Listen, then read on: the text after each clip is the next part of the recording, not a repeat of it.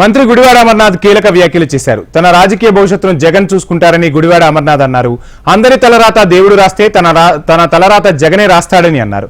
జగన్ తనపై నమ్మకంతోనే Visakha deputy regional coordinator గా బాధ్యతలు అప్పగించారని గుడివాడ అమర్నాథ్ స్పష్టం చేశారు. తమ ప్రభుత్వం కోసం పనిచేస్తున్న వాలంటీర్లకు ప్రతి ఏడాదిలాగా పురస్కారాలు ఇస్తున్నామని గుడివాడ అమర్నాథ్ తెలిపారు.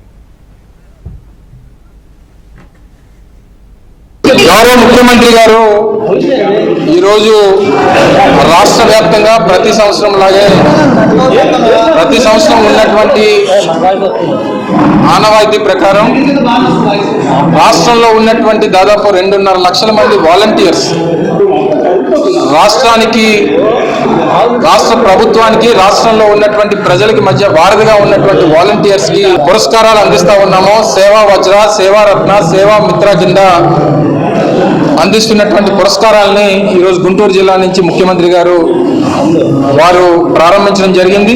కార్యక్రమాల్ని, వారు చేస్తున్నటువంటి సేవల్ని మరొకసారి ప్రభుత్వం గుర్తించి, ప్రజలకు చేస్తున్నటువంటి సేవల్ని మరొకసారి గుర్తించి వారు ఇందులో ఎంపిక కాబట్టినటువంటి ప్రతి ఒక్క వాలంటీర్ కూడా హృదయపూర్వక శుభాకాంక్షలు తెలియజేస్తా ఉన్నారు. చంద్రబాబు నాయుడు గారు లాక్కున్నటువంటి ఎన్టీఆర్ ట్రస్ట్ గురించి కానీ, చంద్రబాబు నాయుడు గారు ఎన్టీ రామారావు మీద వేసినటువంటి చెప్పుల గురించి కానీ, ఇవన్నీ కూడా వారు గుర్తు పెట్టుకొని మరొకసారి వారిని గుర్తు చేసుకుంటూ వారిని అనాల్సినటువంటి మాటలు నన్ను అనడానికి వారు ప్రయత్నం చేసినట్టుగా కనబడతా ఉంది తప్ప, జగన్మోహన్ రెడ్డి గారు నిర్వహించేటువంటి కాన్ఫరెన్స్ రూమ్లో మాత్రమే నేను కూర్చున్నాను తప్ప ఆయన కుర్చీలో కూర్చోలేదు అనేటువంటిది వాడు గ్రహించాలి. ఫస్ట్ ఆఫ్ ఆల్ ఇదే ధూళిపాల నరేంద్ర ఎవరైతే మాట్లాడారో తెలుగుదేశం పార్టీ కార్యాలయంలో ఈయన ఎక్కడ, చంద్రబాబు నాయుడు గారు ఎక్కడ ప్రెస్ మీట్లు పెడతారు, ఈయన కూడా అక్కడ ప్రెస్ మీట్లు పెడతాడు కదా.